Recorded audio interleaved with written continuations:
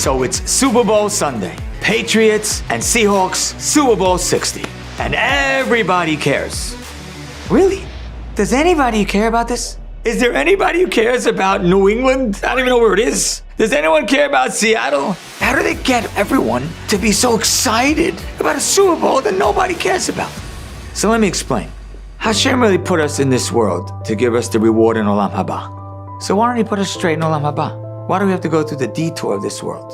I once was sitting in a class of young high school boys, and I gave them this little analogy. The NFL has something called the Super Bowl. And the team that wins the Super Bowl wins this trophy called the Lombardi Trophy.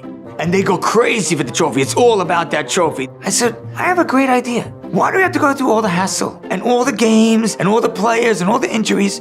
Why don't we just take 32 trophies and give it out to every single team in the NFL in August? You'd save a lot of hassle. The answer is because if you got the trophy in August, it wouldn't feel like anything. But instead, if you go through practice after practice and preseason and the first game of the season, week 1, week 2, and you're playing and every yard and every pass and every run and every touchdown and every tackle and every interception, it's intense, and someone gets injured, another person gets fired, another person's out for the season, game 1, game 2, and then you lose and you win and you win and you win and you lose, and then you finally make the playoffs and some don't, and then some teams get knocked out and other teams get knocked out, another gets knocked out, and there's only 2 left for the Super Bowl, and then one wins. That trophy is wow. We earned the trophy. So Hashem could have put us straight in Olam Haba, but it would be like getting a trophy in August. Instead, Hashem says, I want you to go through the season of life. I want you to take the ups and downs. You take the punches. You have to pay the bills. You have to get married, raise children, do the right thing, not be distracted, eye on the ball, stay focused, stay on the person you need to be, do the right mitzvot every single day, wake up early, go to sleep late, do what it takes in order to get there. And then once a person arrives at Olam Haba, it's earned, and this most incredible joy in the world.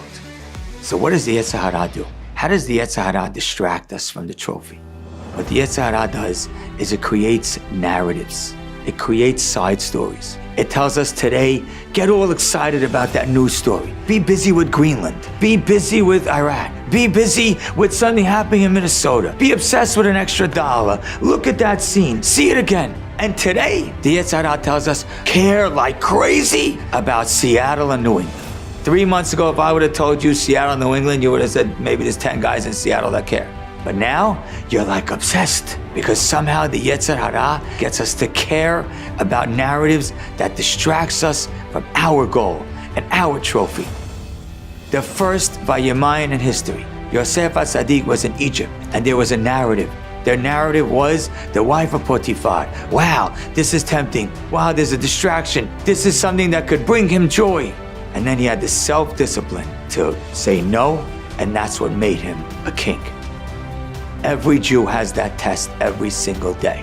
You're tempted by the narrative of the day, things that very often you couldn't care less about. Somehow they're gonna convince you to care about commercials. 364 days in the year, if someone tells you there's a commercial, you're like, I'm getting out of here. But somehow tonight they tell you there's a commercial, you get glued. Why? You don't even care. You don't care about the soda, you don't care about the beer, you don't care about the car. But somehow they create a narrative that gets you to care. Somehow they create a narrative that gets you to think like it really matters who wins tonight. Yet by tomorrow night, you couldn't care less. So we as Jews need to remember a central message to our existence. And that is we go through life, we take its punches, we take its challenges, and we take its tests in order to make our portion in the world to come something that we earn. Like a trophy that's earned is so much greater than one that's just handed to you.